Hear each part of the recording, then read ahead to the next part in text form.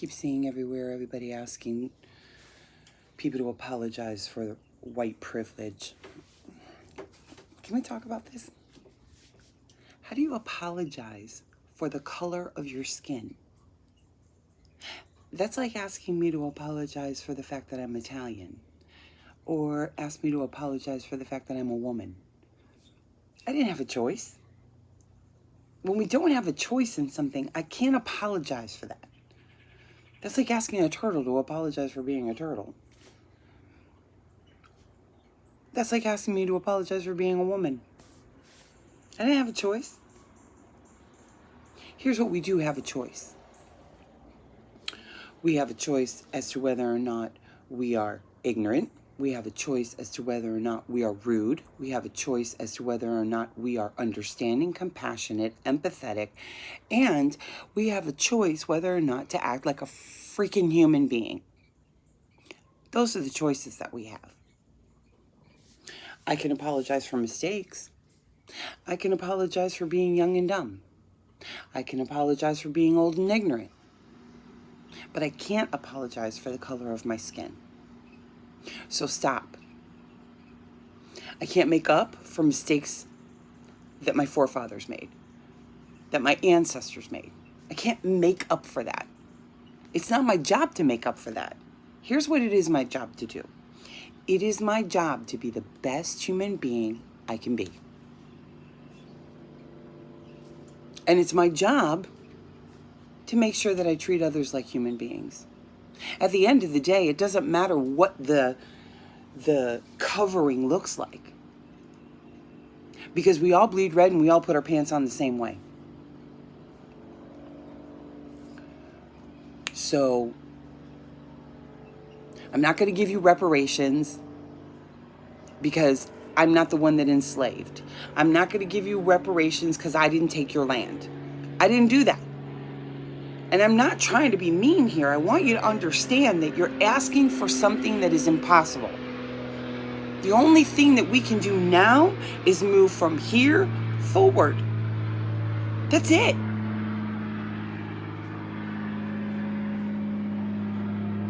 So let's start living in the present. Let's start being better people.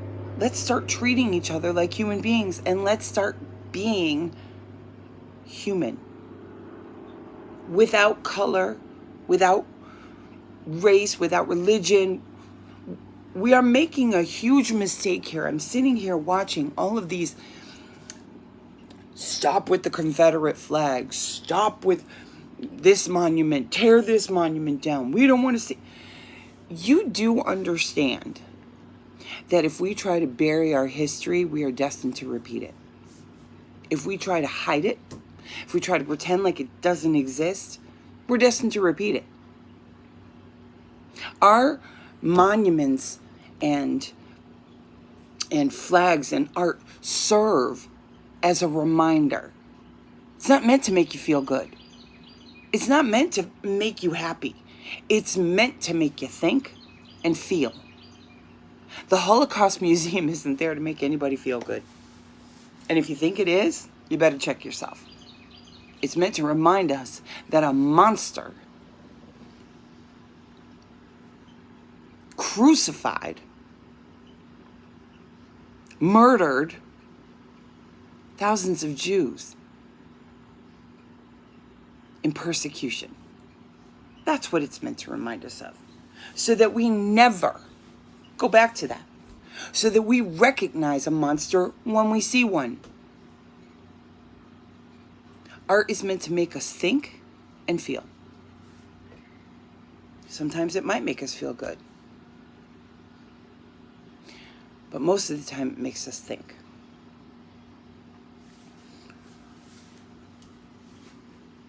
I don't think anybody understands what the Confederate flag is. And I don't think anybody really understands why it's so important in history. I don't even think half of you understand that the North and the South went to war with black people by their side.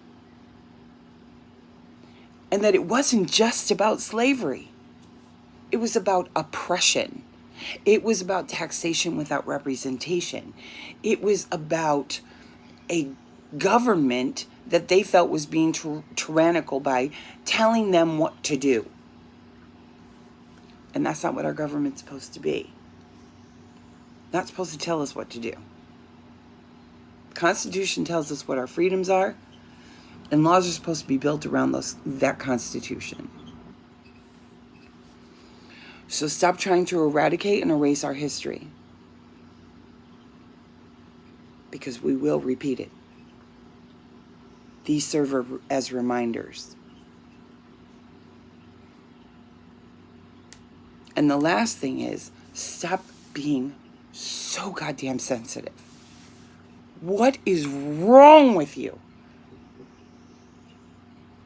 Taking the rifle away from Elmer Fudd? Getting rid of Paw Patrol? Changing Gone with the Wind? Are you kidding me? Grow up. Put your big girl and big boy panties on and grow up.